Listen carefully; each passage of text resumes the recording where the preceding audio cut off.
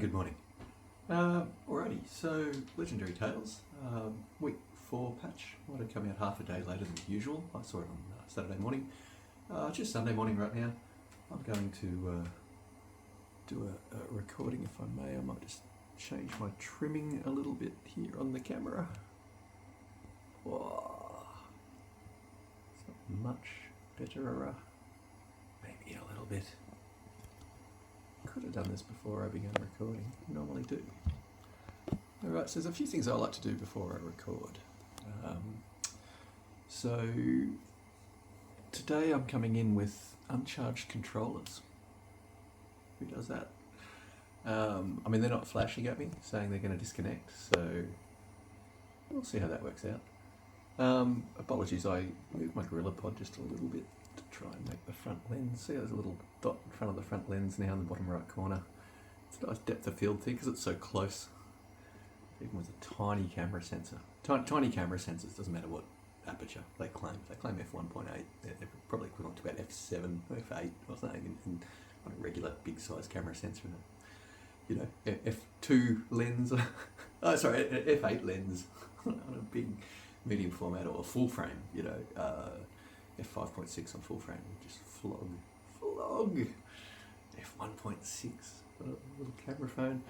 But the whole reason you have aperture is for that depth of field thing where things get out of focus. And when you've got something that's that close to the lens and the next point in its focal zone so far back, right, even with a crappy front-facing camera's tiny sensor and shitty aperture capabilities, you still get that nice depth of field effect. Yeah, really nice.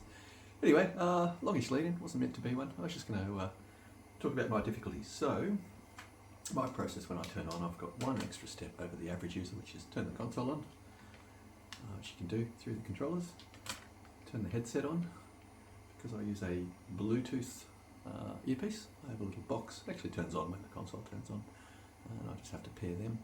But obviously I've got to keep all my battery bits charged. I haven't really done that today. I should have my audio levels still set from where they were yesterday, which I just find about 60-62 dB on my main stereo system. The self-adjusting microphone level on my phone, it's dynamic. It just mixes that really well, that music and those sound effects then in with my voice, so that even talking, quite often I get excited when I play Legendary Tales. I'm often facing the wrong way in the room. I can still be heard quite clearly. So look, I'm going to go into a multiplayer session this morning. I'm going to aim for one. I'm going to host one. Yesterday when I hosted one on the new version of the game, I hosted for about 20 minutes, didn't have anyone come in. It was a work week day, and I'm in Western Australia. It was a weird time of day.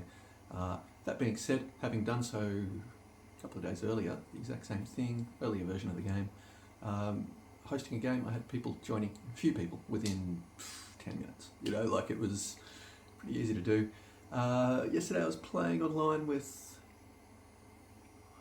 people from America, like East Coast. Couldn't get further in the world away from where they were and I was, and that was great. That it was a really smooth playable experience, which my first experience had nearly half a second of latency between trying to cast a spell or seeing something on screen and being able to have it render and actually instance on my machine and have the data fed back to the other guys. I could feel it was over half a second of latency, which as a online gamer, you know, Ultimate Online, I think in the 90s, you know, you do little ping tests and stuff, you know. I have to say I'm familiar. I've always been a network gamer in my local network and moved into households where, you know, you've got spare rooms for network rooms and lots of monitors and tables set up for people to bring stuff around. You can, you know, new game like Diablo 2 launches, right? You got, you know, Thursday night, you know, you've got 12 people around at your house all playing multiplayer, because you can, right? It's easy to do.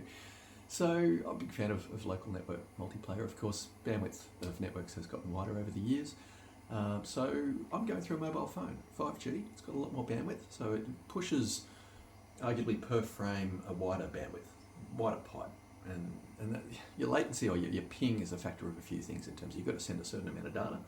So if you've got a really fat pipe, even if there's a slight delay, mobile phone towers and whatnot, bunkers for the data to get out of my country to another country and stuff, those little hop, skips and jumps are mitigated a little bit by pushing so much bandwidth, you know, in a pass, so in a push.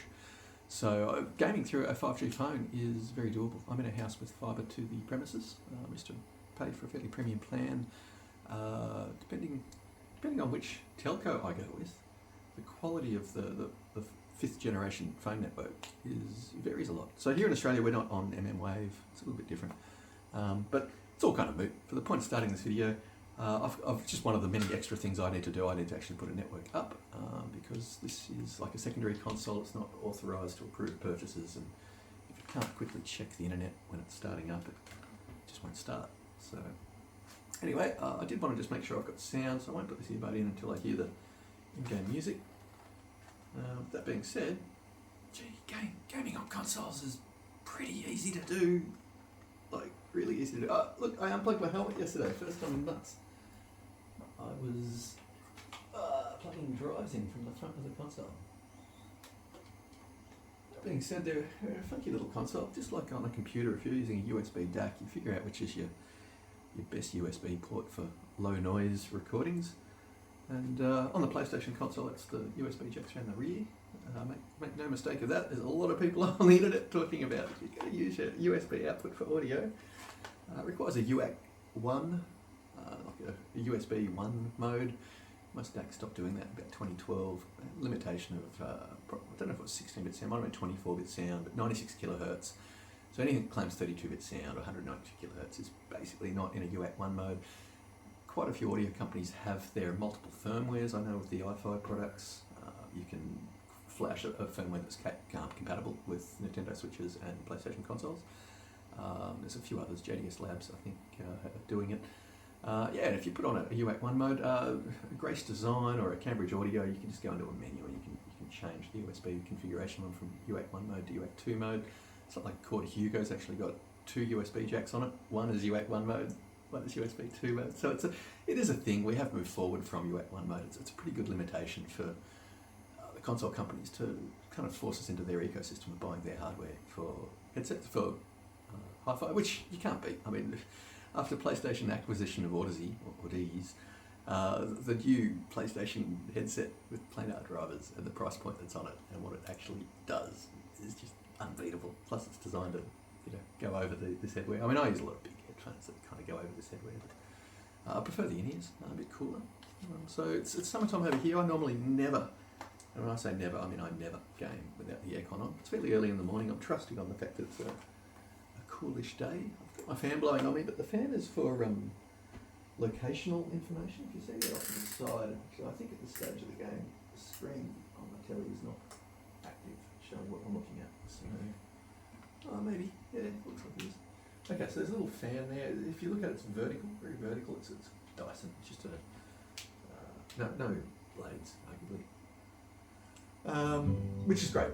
Now, okay, so I'm hearing audio. That's what I needed to make sure. Just the way I have the audio rigged up is a little bit non-standard. But as I say, with regards to mixing levels, it's just one of those things I have to get right.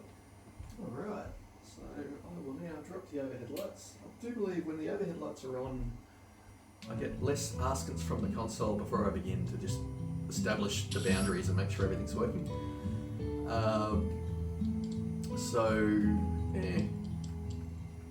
I do turn it off after I begin. So what I like to do here is just go join and just make sure it populates this list. I do find the game seems to glitch out very easily on these screens if you jump in and jump out. So I try to treat them very tentatively, go in there legitimately knowing what I want to do, hit the appropriate button and then go in a straight line towards that goal. And it doesn't seem to get confused.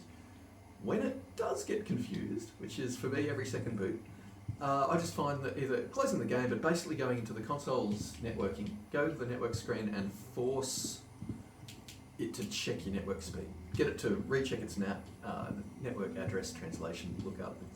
It goes through the NAT, checks it, it'll type 2, type 4, whatever. It'll re-sign into the PlayStation network. It'll just do very, very basic things.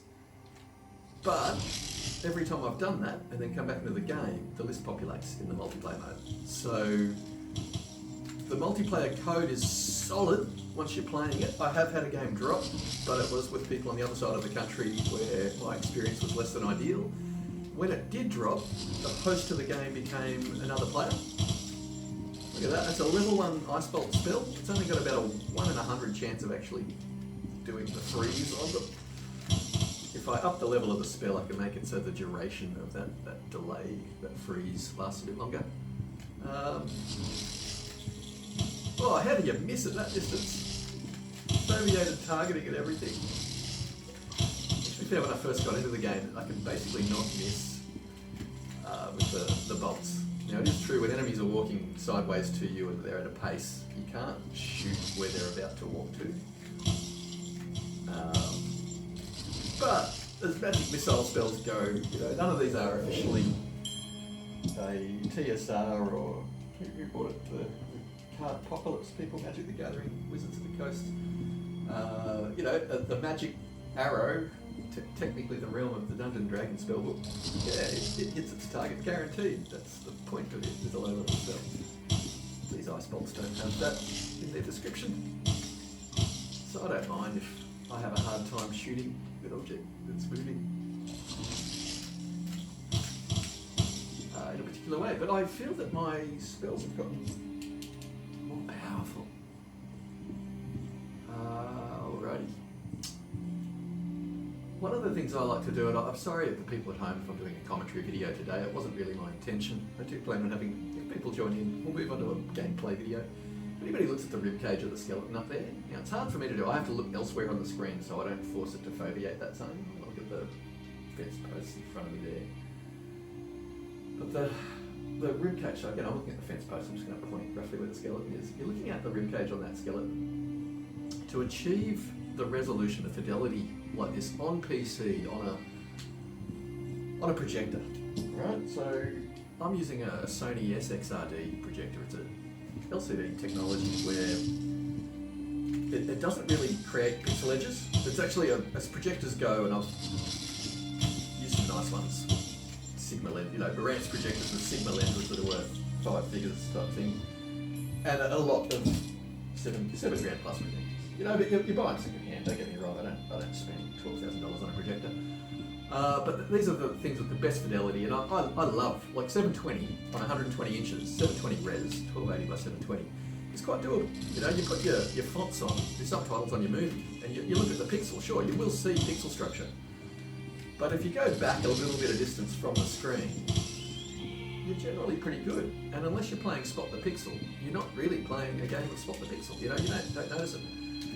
But when I move to a higher resolution SXRD technology type of LCD, I have found that finding pixels is just about nigh impossible. And even though I play it on only a meager 1080 res, and I've gone from a reference 4K HDR OLED, arguably better contrast,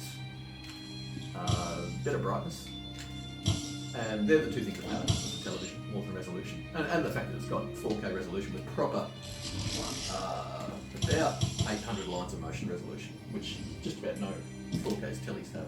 In fact, if anybody has avoided the 4K TV push, there's legitimate reasons for it, and I'll put it down to this, is that my girlfriend has a partner, whatever you want to say, my housemate, my lover, a significant other, a friend of mine, has a beautiful Philips Ambi-Bright TV, and it was a flagship TV. It would have been, in our local currency, just about a 5-figure price point television. It's only small by today's standards, and it's got 4 active Ambi-Bright edges and a big white zone behind them to shine that light onto. It's probably one of their better versions of Ambi-Bright they've ever done. And even though it's a tiny screen, the Ambi-Bright is just brilliant. Ambi-Bright is just mood lighting, if you will. But it was designed by Philips by a request from the people in the movie industry to figure out what's the non-fatiguing lighting when watching TV, and Philips figured it out. It was the 8 is the level of brightness of the TV, 3 is the level of brightness as a ratio. 3 is the level of the brightness of the ambience, with 1 being the brightness value of the background light. But Ambi-Brights was after commissioned for the movie industry. Philips figured it out really, really good. Anyway, girlfriend's TV, flagship TV, only 720 resolution, but 2 things. Some motion resolution on it, because it was a flagship TV, and because it had the best picture processing and the best chips they could put inside it, and the best computing power to calculate that stuff. The motion resolution on it was really good.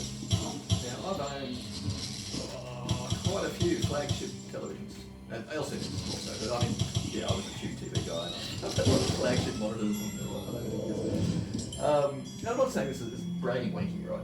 It's just about the fact that if user experience dictates, I think this DAC is 5-star out of 5-star. The DAC is a digital audio converter. The DAC costs $80, right? I've never heard anything better. But for me, I rate it 5-star because it's the best I've ever heard, right? So it's based on your experience as to how you rate something.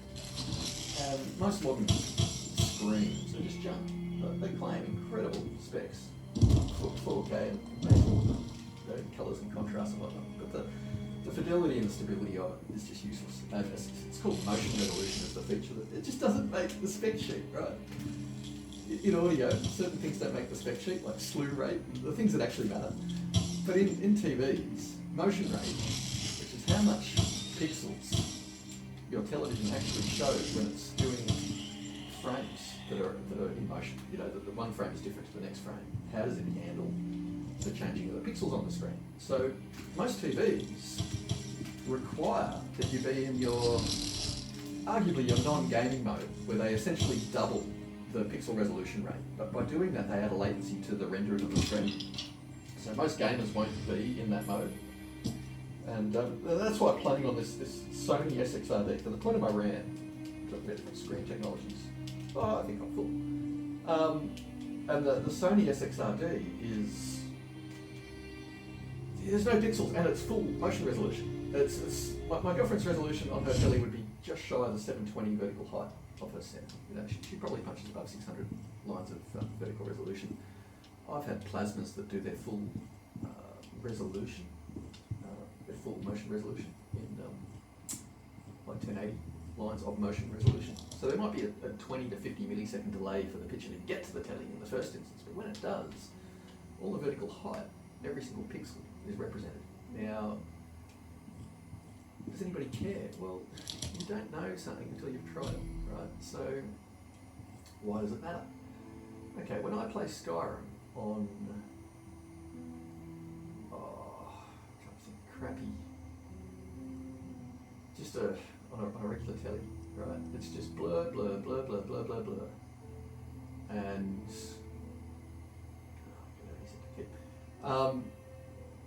and then you play it on a monitor, and it's photorealistic beauty every step of the way. And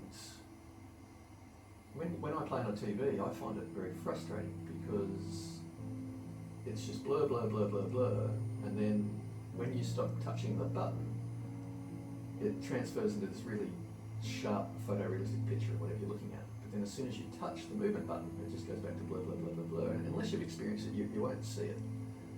So I don't want anybody out there to start seeing this, I'm sensitive to it. It's been my job as a technologist most of my life to, play with these things and benchmark these things and try these things out.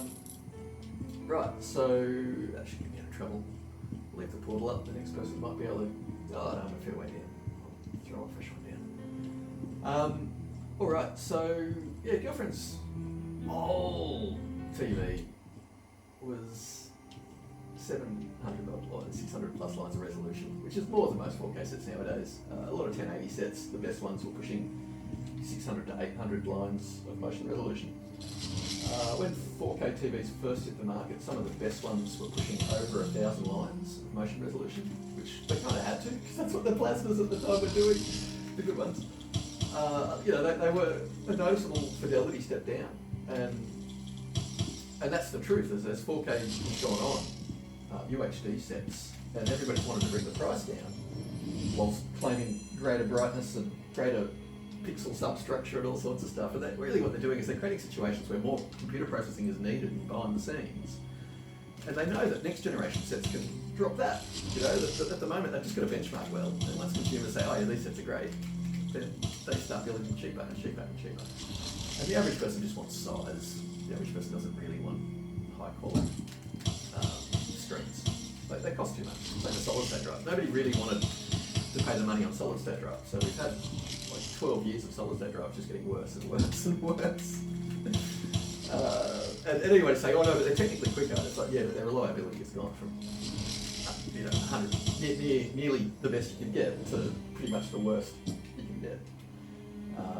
So they haven't. They've become super cheap components. Anyway, the market responds to what the consumers require, and because nobody's requiring great graphical fidelity, nobody's producing it.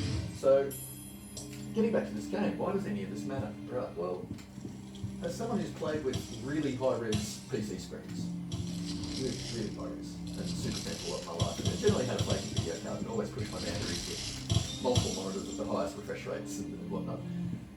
I understand how tricky these things can be. You know, I've watched the evolution of these technologies. I've seen in the 80s your Jeff Minters and the people that come up with methods to, double the draw out to the screen, right? We might have to drop the colour fidelity to half, but, we can push that particular video output module to do that if we use, we drop the vertical hertz down to this or blah, blah, blah. It's amazing watching all these active engineers trying to work around the current technology issues. But the current technology issues are huge because when we used cathode ray tube, the TVs, the old fat TVs, the joke. I was on the telly last night. When I'm drunk, I sleep anywhere. The concept is the depth of your TV is about that wide. Anyone from my area grew up with that in the house. Probably inherited their parents' old tube TV when they were done with it. But yeah, those tube TVs, for the light to render from a ray gun, like a light bulb, to the surface of the screen, the shadow mask on it to kind of stop the light going down. It was the trouble at the speed of light. It was fired at the speed of light. It all, red, green and blue, all hit that screen at the same time. Right? Modern TVs don't do that. Your red, your green and your blue are all a millisecond or so apart because they all have different switchover times. So the technologies have changed so much over the years, and the human eye has rods and cones, and they see colour and contrast. This notion of resolution is bullshit, right? Colour and contrast is all it really matters. You say, well, no, because if you only had 2 pixels on a screen, it doesn't matter what the contrast ratio is or the colour. It is a factor of all 3, right? You do need a pixel, a fine pixel structure or smaller elements to make up the image, so that we don't have to see the smaller elements. This gets back to what I'm talking about SXRD and different projector types, is that on SXRD, due to the nature of the pixel structure of the LCD screen, you don't see pixels. Right? So I play games like Dredge or Link's Awakening or Switch, and then games that are traditional hand-drawn art styles, things that really generally show the pixels really, really well. And on that SXRD, there's none. It's just like, what? This screen technology is just incredible. Anyway, to say that 4K doesn't interest me in the slightest, right? Oh man, I have 90s monitors by Sony that did 2056 resolution, I think it was, by 1536. And those same monitors you drop the resolution, you can round them up to 200 hertz refresh rates. I generally round them up high 100s.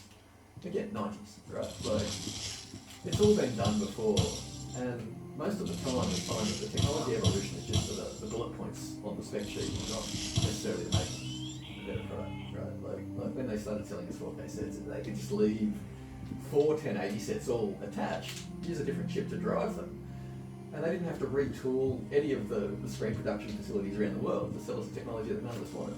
There's no media for it. It's the least adopted, worst adopted format in the history of consumer formats. So but they keep forcing us forward, and don't get me wrong, I've got an Oppo player, which is considered a pretty good player, and I've got a crappy, it's about 4 up the lineup by Panasonic, but it's completely shit, UHD player, and the audio output quality and stuff is pathetic. And as I say, it's about 4 up the lineup, there's only one above it. Oh, technically, there is a second one above it. And my mate got the one above it that's still crap, his CD player just flogs the audio output quality from it. And even older high-def DVD players just flog the audio quality. Arguably, better picture volume, emotion, just better fidelity. But point of my story, UHD. Crap. And what was I going to say? Yeah, look, I understand that these technologies are improving, but they generally, and I'll give you an example. UHD offers more colour and more contrast. Arguably, that's what HDR is. But a modern HDR set with all the bells and whistles and all the modern equipment that goes with it, because you've got to match it all up. This is what I was about to say. So my Oppo player literally goes crook at me. How do I plug it into a 1080 projector? It's like you haven't got an HDR TV. And I've got 3 minutes of forced video in all the different languages of the world telling me off for not having bought a 4K UHD. You know, and I've got reference items. I just wanted to swap my planners and use my nice iPhone. And it's like, oh no, we're going to punish you with 3 minutes of uninterruptible movie to tell you off for not having moved all of your HDMI cables and all of your amps and everything forward at the exact same time.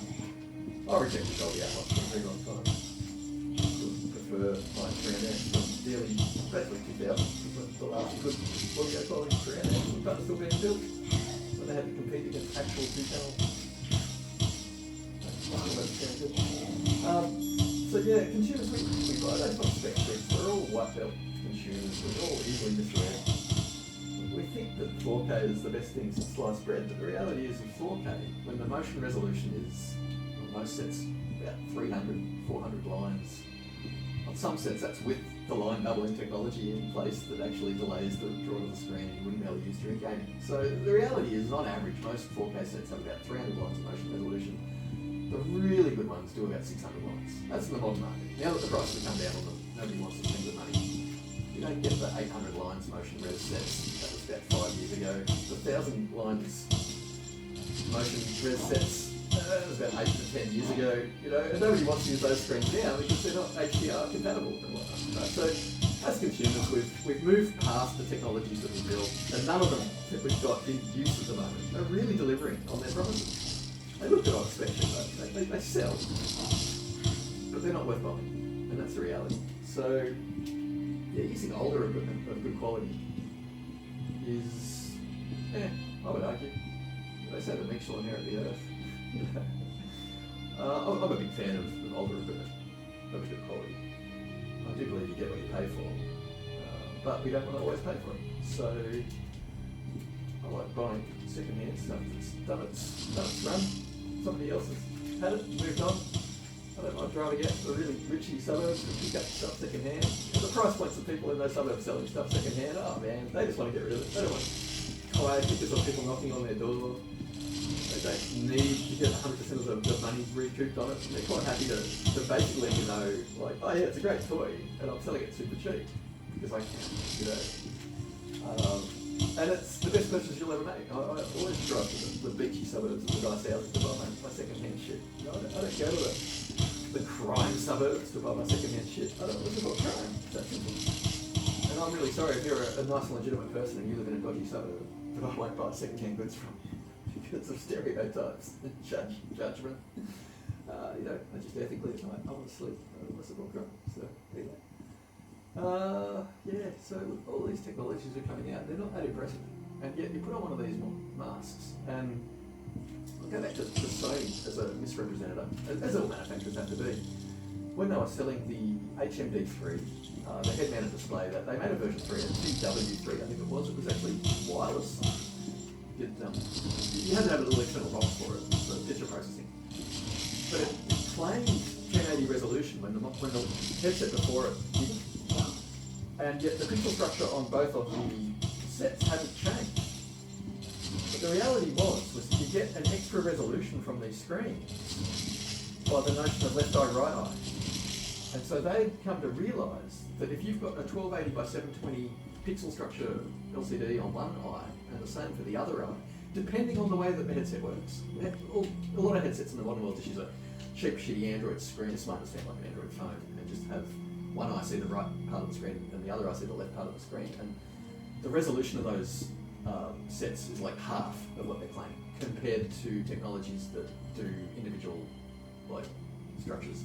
And you get your sub-matrix, you get all this sort of stuff that matter, and then people complain about the quality of the lenses and stuff. And so the PlayStation gets picked on by consumers a little bit because it's notoriously the types of lenses it uses in the headwear. And the last generation of VR headsets were notoriously cheap. They were often paired with the worst sub-matrix, worst screens you could pair them with. And so people aren't really comparing the technology fairly. It's the same as saying the first PSVR 1 was not a very good VR headset. It was a fantastic VR headset paired with very underpowered hardware, but I used to pair it up with a PC using the Ivory drivers, IVRY, India, Victor, Romeo, Yankee, IVRY, Ivory. You could plug a PlayStation 1 into your PC, and they're currently working on the same thing for PSVR 2. It's it's a little bit different. And don't get me wrong, the first one, you had your head-mounted tracking. So race games and cockpit simulator games like Descent or Space Sims and stuff were perfect. You didn't have, you needed to get some razor Hydra or some 6 degrees of freedom controllers if you wanted to play the majority of the games. Potentially walk around. But the point is that the technology was interpreted by consumers as being crap when it wasn't. It was what it was paired up with that called it that. It's the same with the lenses in the VR2. Is that the previous generation of most headwear were paired up with this type of lens, but on really, really substandard or cheaper hardware on the whole. So playing on apparently 4K HDR OLEDs. Now I don't know if they're proper 4K. My guess is that they're half resolution, and then the combined eyes put it together, and that's what they're claiming as 4K. But it all becomes irrelevant with the case of suspension of disbelief. I can tell you when I'm looking at what I'm seeing, to render this on a PC, you're not rendering in 4K. Now I don't play around with 8K, but it's not just the render to the screen resolution, it's the world budget. It's what the computer, it's what the code itself that's running your game is treating the world at, what resolution it renders the world in, say, off-screen. And when you've got a really high off-screen budget, it comes through in the final pass. Now the first game I ever saw that went the other direction, lowered the off-screen budget, was the start of requiring anti-aliasing being on in our games. And up until this point, anti-aliasing was added shadows or the sorts of features just cranked up when your video card had frame rate to burn and all the settings were set up. And so you progressively turn your shadow rate down or your anti-aliasing down first, which is generally your resolution. And then when you got your frame rate up, you tweak maybe the shadows to a different setting until you got your frame rate absolutely perfect. And then game done, right? Tuning. As it had been for decades. And then Forza Horizon 3 came out. And the off-screen budget for that world was so low res that even if you had the highest level of anti-aliasing cranked and the game set to the highest resolution you wanted to handle, just look at power lines on the side of the road and you would just see jaggies. And you would just realise, oh no, this game's render budget, even if the final pass of the screen is at 4K or whatever it claims, it's just fake consumer spec sheet numbers to sell shit, and it's not the real world. Like, it doesn't look high res. Whereas I come in and look at a game like this, and wowzers, if I can spot a pixel anywhere, right? And it's all the vines hanging from the roof, and the fidelity to render this on a PC. Ooh, this is more than 4K. That's what it feels like. A lot more than 4K, like not a little bit more than 4K. So, yeah, the number of polygons in the game world might not be huge, right? This isn't, it's not Kingdom Come Deliverance, which is pushing for, picket fences made out of individual sticks that are all very analog. The most video card crunching, immersive medieval world has been basically built. The typical consumer doesn't understand that. They go, oh, but Armour runs at a higher frame rate, all the other games run at Ultra. The typical consumer just goes, oh, but all my games ran at Ultra last year on my crappy 5-year-old video card. Why does your new cutting-edge game not run as good? Right? And most developers don't want the negative press from gamers who don't understand better. They don't understand that 2024's Ultra should require grunt better than 2023's Ultra. It should. For about 4 or 5 years there, the whole market stagnated. But there's been a few games that have come out that have, again, like Hogwarts Legacy, and they pushed the Ultra camp, and then people complain, and then the developers go, screw that, and they just destroy the game, right? So Hogwarts Legacy on launch was fantastic. To build the last 3 updates, I've had about 3 updates for PC, and all 3 of them have pulled away the performance of the game massively. So people like myself who could brute force the game and render it at Ultra everything and have it look absolutely shitty with no frame drops, now have a shitty game that looks crap with all sorts of graphical fidelity issues that why would I want to play that when it launched better? Right? The developers had made a better game, and then they've cancelled it. They pulled it back. Right? It might just be they don't want the Switch users to complain that the PC fidelity version looks much better. So what we find, the way the market is, it's a very owned and manipulated market by one provider in particular. I like that down at my house, and they are more than happy to make sure that no console games look better or can be improved on the PC. Generally, look at resolution. They sometimes let the frame rate go a bit higher, but it's pretty easy to tie your physics into frame rate and create issues so that, sure, people can technically play with more fidelity on PC, but every second reboot they'll be reconfiguring it and spending a I'm trying to make it work, and they just try to make PC gaming so hassle-free as possible. In case of point, here we are in the morning, and as a PC tech guy, this would be my 30 minutes of time before I wash dishes. I wash dishes in the morning, vacuum, or do house chores, you know. And I like to do a little bit of gaming prior to that, if I'm going to be doing some house chores on a weekend night. And yeah, I found that back with Forza Horizon 3, that the PC version of it was so broken consistently and always, Microsoft's intention, that my 30 minutes was often lost to rebooting and reconfiguring and trying to get the game up and running. By the time I'd get it working, usually after about 15 to 20 minutes, PC technician for decades. That was my game time done. Like, thank you, Microsoft. And everyone in the forums was like, oh, I'm just going to buy a console, which just works. And it was working for them. They were getting extra console sales. So Microsoft weren't that tricky, right? Just make PC gaming hard enough.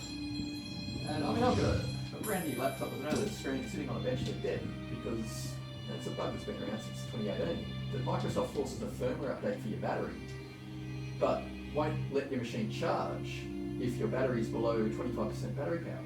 And then my battery was on 18% power when Microsoft forced a firmware update for my battery on the machine, but no choice on my part.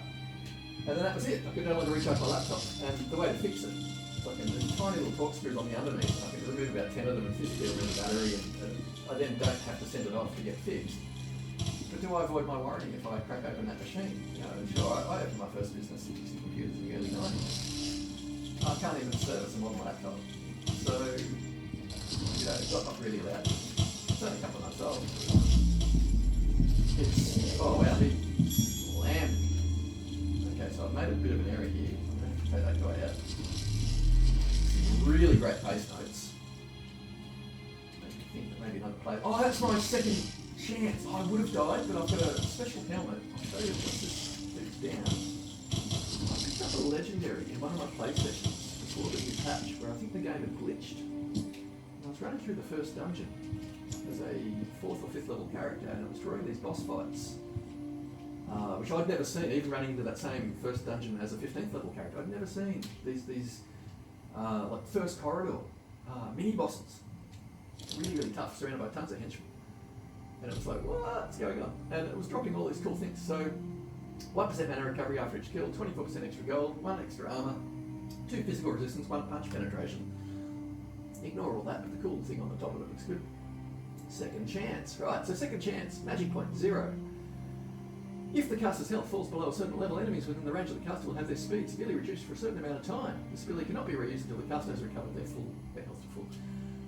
But yeah, it just makes everything go into slow-mo if I actually get the death kill. And so right there, I took a pretty bad hit. Might have to run back to town. But yeah, everyone's trying to claim spec and tech. They overpromise and underdeliver. That's the modern Western world advertising. That's just the nature of the world we live in. But yeah, some companies don't really do that. I haven't researched into whether the new toy tech is technically, you know, 1920 by 1080, 1920 by 1080, and then the two panels combined is blah blah blah, and they claim it's 4K. Yeah, maybe. Don't really think so. Yeah, it could be. Yeah. It's, you know, holds up well, holds up very well. Yeah, okay, I could shrink this entire screen down onto my wall, and that would be equivalent pixel sharpness to a 4K, you know, reference monitor or something. Sure, okay. But if I can't see pixels, you know, I can see stuff in the finest. Right, see up there. Oh. Yeah, we just fired that one.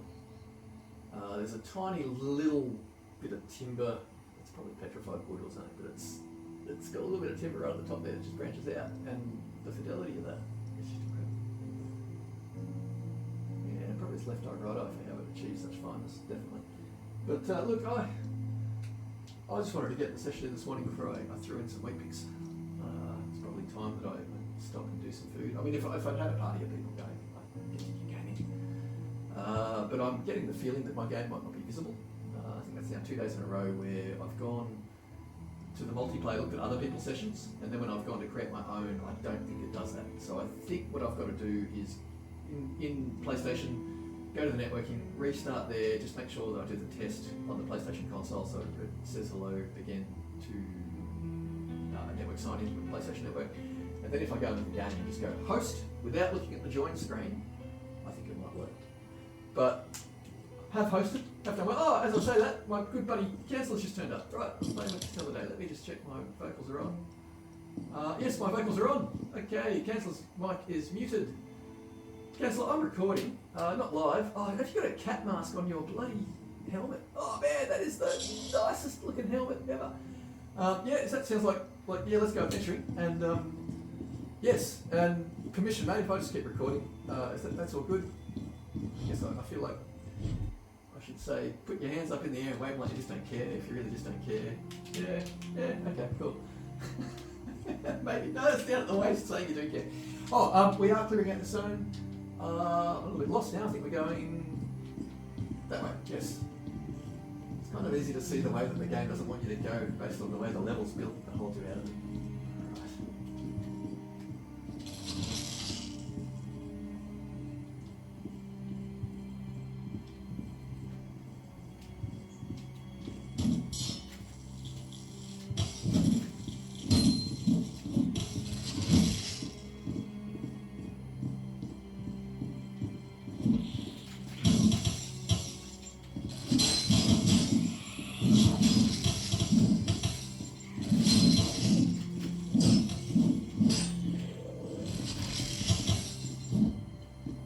Whoa.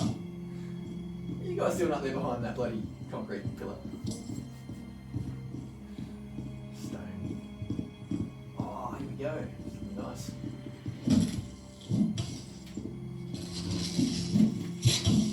Wow.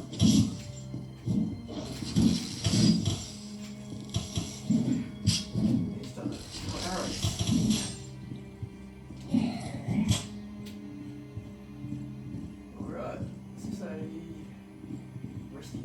No, this is a cave we come back through. Oh, Old Fort 22. Do you want to go to the Old Fort? Alright, I've never been. Must admit, even just that last little bit of corridor for me is a little bit new. I'm excited. Old Fort. I've heard tales of this place. Here we go.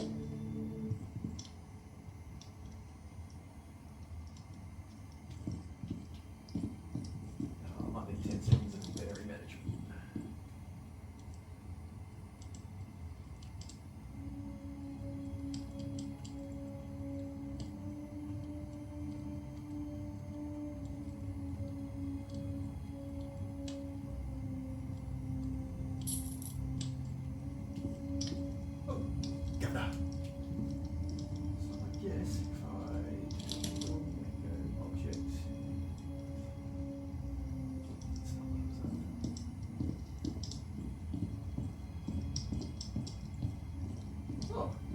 Oh, it's the quantity.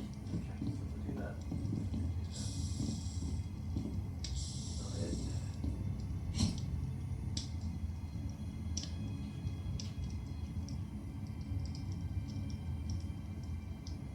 Alrighty, Governor. Yeehaw. There you go. Tasty. Let's do it. One of these. Oh, if I'm going to talk to this guy to get a door open. Mate. You're still a house elf to me, buddy. You know that. Oh, you got. That's a nice outfit you got now. Okay, I need to engage with you. I'm not knowing how to do it.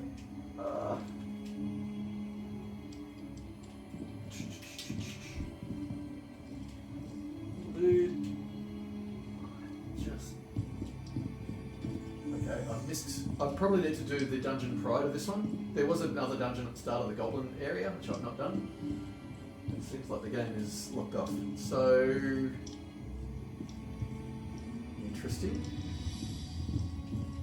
I'm thinking here the only way for me to get back to town is to quit the game. So that's going to make a portal in here. Okay, I glitched our game. Oh no, I didn't. Yeah, over here. Right. Ah, much better. Yeah, I thought that was a bit weird. a nice little cave. Okay.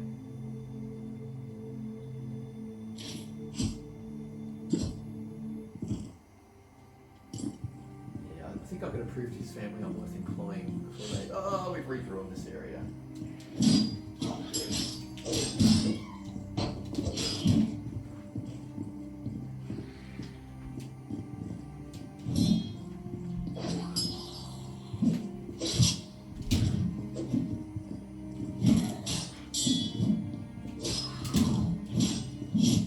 Oh, give me a bit.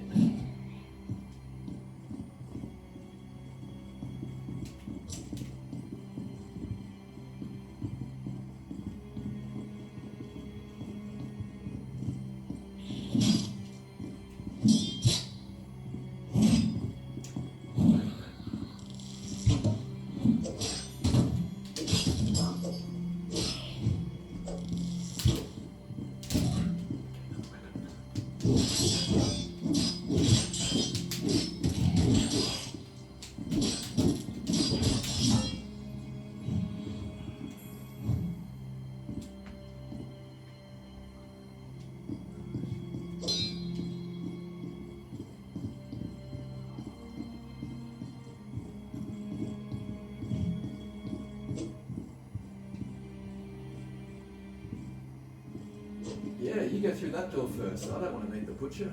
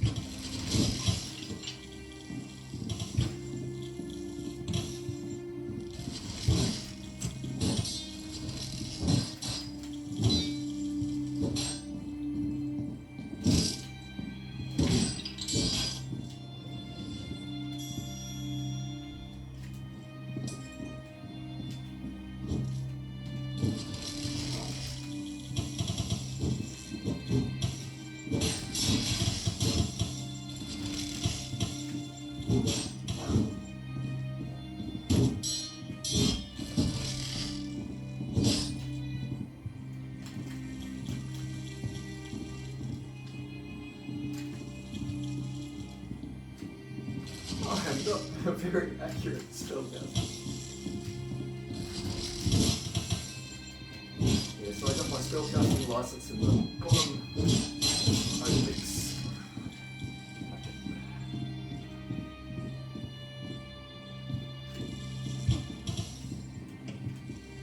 Okay, incoming from your right.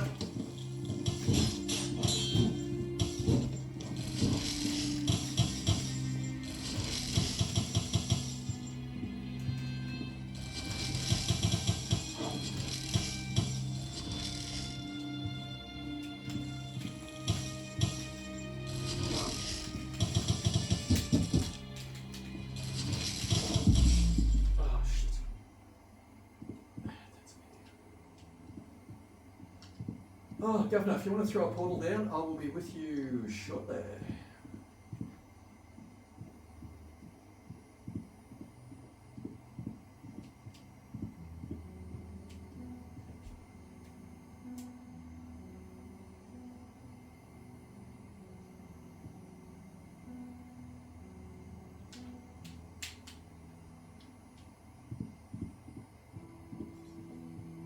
Oh, we're in the Goblin Caves, we're a fair way in. It's probably worth using a portal to get there.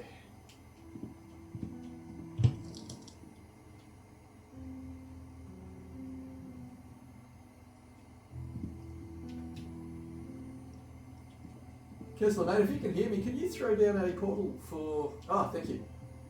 And Cancel's just throwing a portal down, so we've got Dirtbike Swimmer and Red Wildchild. back in town, we've got a portal straight to where we are in the Goblin Caves. Thanks, Kansler.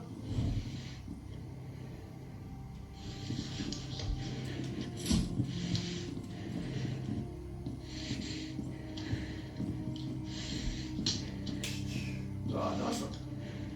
Yeah.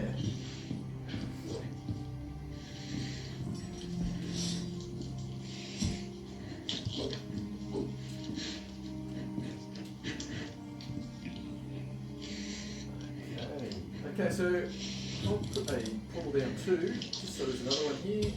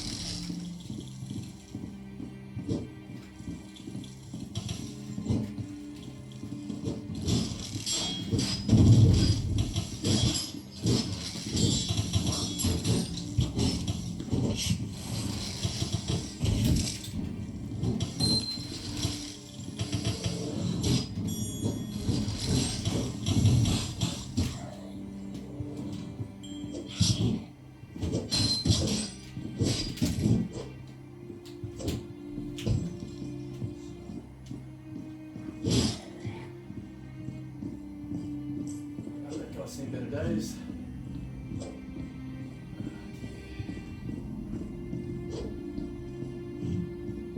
Oh, we can just walk in there. Okay. Oh. Okay, I think I'm taking damage just being in here. I'm getting out of here if I make it. I did make it. I think we're all about to die. Nothing seems to be shooting us from through that. Okay, big dude looks like he's still running. He's not going to break a sweat. Oh, big dude's still coming. Okay, do we have a group? Can we have a group meeting? Oh, we're about to die.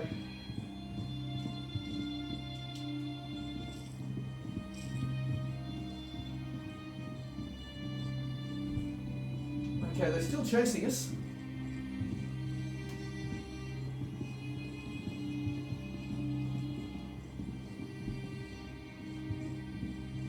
They've backed off.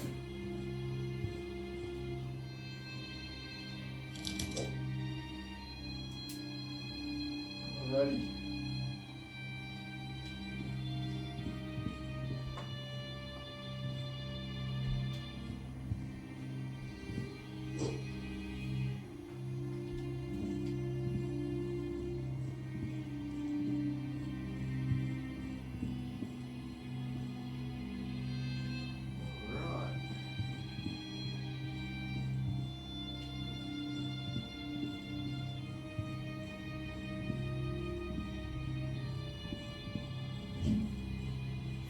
Cool.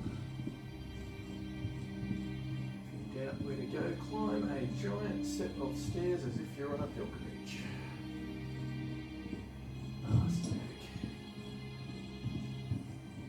Is this where the Dragon's Reach Temple is?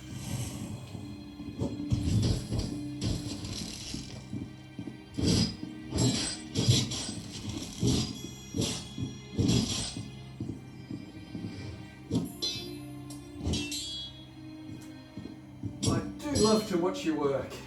Hate to see you go, love to watch you leave.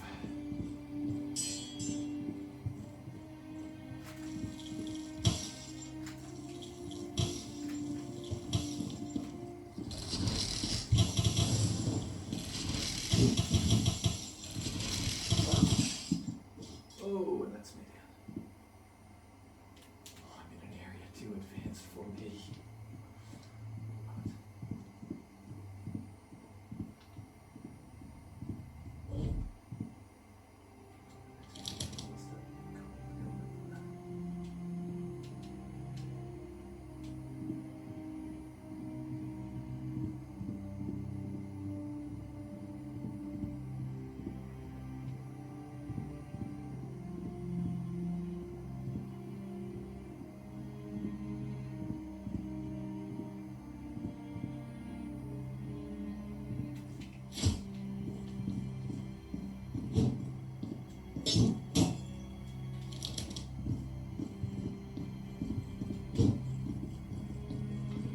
pull. Alright.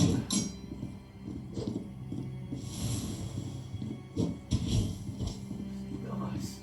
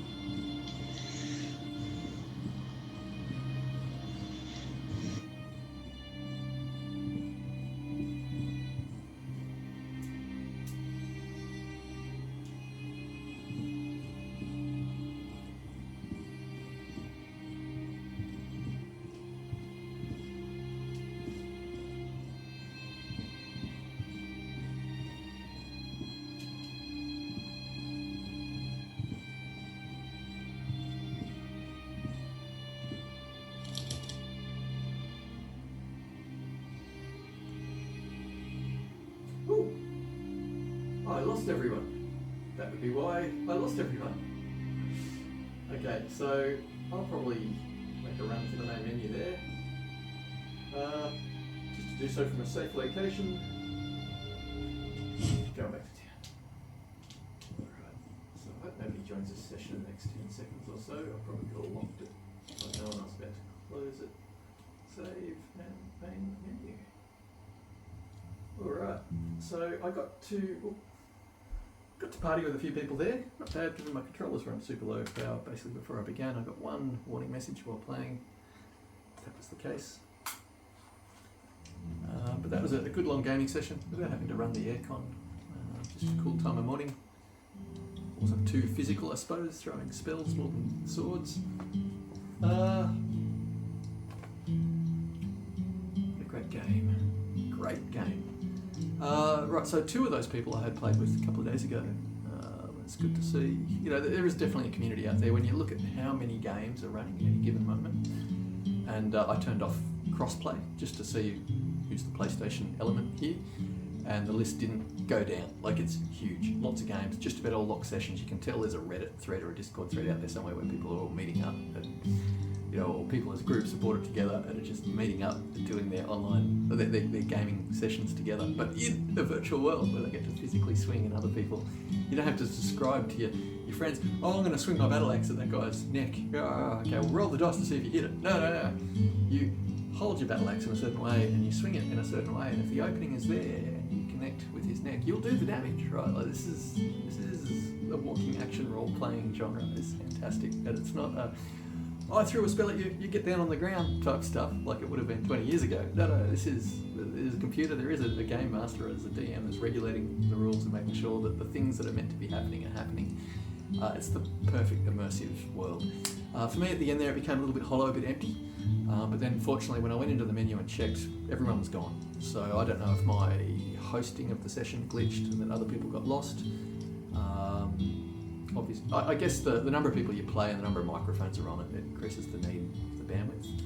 And my download speed is huge, but my upload speed can be quite poor, and I didn't put my phone in a good spot for reception. I'm sitting on like 2 bars out of 5 in a 5G network, and I was gaming through it. Right now, that being said, does that mean, right, like it's going to be smooth on my session? Are other people experiencing judder? Right, so it'd be polite, I guess, in the future if I ask.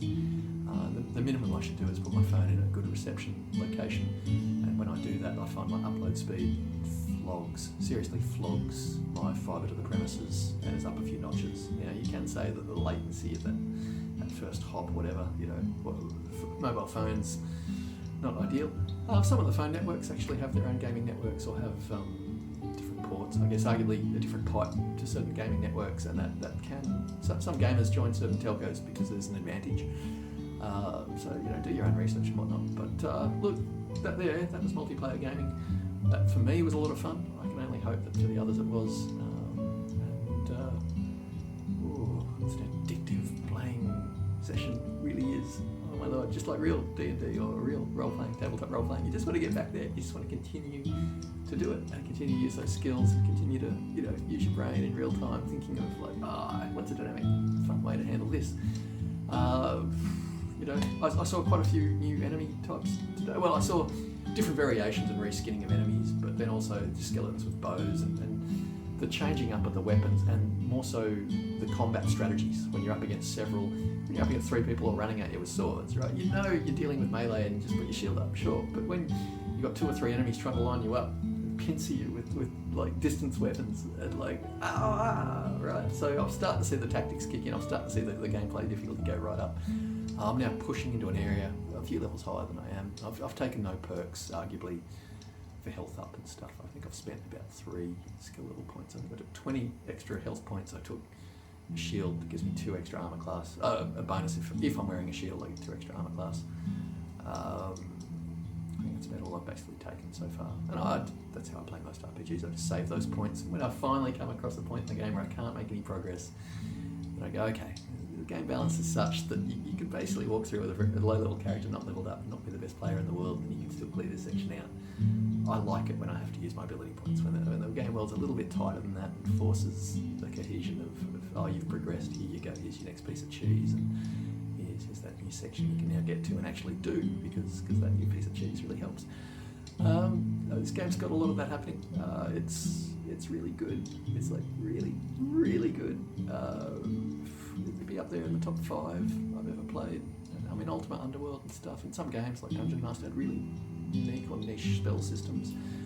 I do have my favourite RPGs over the years. The Lands of Laws were graphical powerhouses in the early mid-90s. I mean, Dungeon Master for me was what you found on 16-bit proper computers that Phantasy Star or an 8-bit Sega Master System just wasn't quite delivering. And then over on the Master System platform, you had things like Sword of Vermilion and these other games that showed you could have hybrid games with a few different game elements in it, like Zack Razor and stuff like that. But yeah, when a game isn't trying to be everything, it's just trying to be one thing and be really, really well, which is what Legendary Tales is. It is hitting it out of the park. It is such a good game.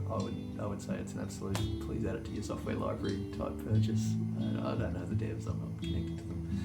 I say this quite genuinely, that if you like your role-playing games, if you like role-playing games where you understand the subsystems and you just want to enjoy the world that's in them, worrying about the damage of a weapon as minimum as maximum, how to use it to its advantage. If that stuff you crunch those numbers in your sleep, right? If you're into hardcore RPGs where you give a shit about the underlying elements and engines, yeah, by all means, this is that game, right? In a way that Oblivion kind of delivered on because of the subcategories and the way they would level up your primary skills, but kind of by the time you got to Skyrim, I don't know how many people out there just created new characters all the time because there's sort of no challenge. I don't know, the levels, the enemies scale up in a way that I guess challenge does come back into the game after a while, but good games are hard to find, right? Good immersive role-playing games, very, very small niche of the market, and even in the late 90s when most gamers were mature, adult, generally PC gamers, that was probably the strongest that hardcore role-playing games ever had as a section of the market, and they were only sitting on about 5% then. So the Bethesda found that with every version of the Elder Scrolls they made, and every time they dumbed it down, the sales base, the percentage of the potential gamer pie they could sell to just widened. And so all the big companies have learned, just dumb it down, just make it a jack of all trades, just make it perfect for everyone, so that not everyone will be happy with it, but everyone might buy it, and that's all we really need. And then Urbanwolf have come along and gone, look, we're going to eschew the sales. We know selling on a niche platform with not really a lot of unit sales of the actual base hardware limits our total pool of potential sales, and now we're going to make a product that is the smallest sliver of gaming pie humanly possible. And they've gone and done that. Right? Now, you can only do that if you know you're going to be able to sell your software basically at full price. You know, like if you're selling a niche into a niche into a niche type thing, you need your supporters to actually back you and go, yes, this is what we want. Myself, I love having the cutting edge hardware, but I've always found that the cutting edge hardware is held back by the lowest common denominator. Think of any network online game, those things will run on a laptop video card, and generally they're high-end graphics. Not that special. Maybe if you've got the cutting-edge Ninja rig, you can get the game to look a little bit like a standard tailored for console offline RPG, maybe. You know. But to play an immersive role-playing world of this quality, you remember Skyrim VR just doesn't touch it. Skyrim VR, it was built from the ground up as a desktop product. You hit a button for combat and your swing is that. If you hit forward on that same button, you might do a different swing. This game, if I'm midway through a swing and my brain realises that continuing that trajectory isn't going to do me the advantage the same as just turning my hand and blocking from another incoming angle, I'm doing it in real time. Now, is that a disadvantage to people who aren't athletic? Yeah, sure it is. This game is not for everybody. But for a large share of people out there who have been waiting for and looking for a game like this, it's here, it's out. It's called Legendary Tales. It's on high-end PC VR gaming and PlayStation VR 2. Very highly recommended title. Anyway, top of the day with you. Might see you in the next one. Well wishes with.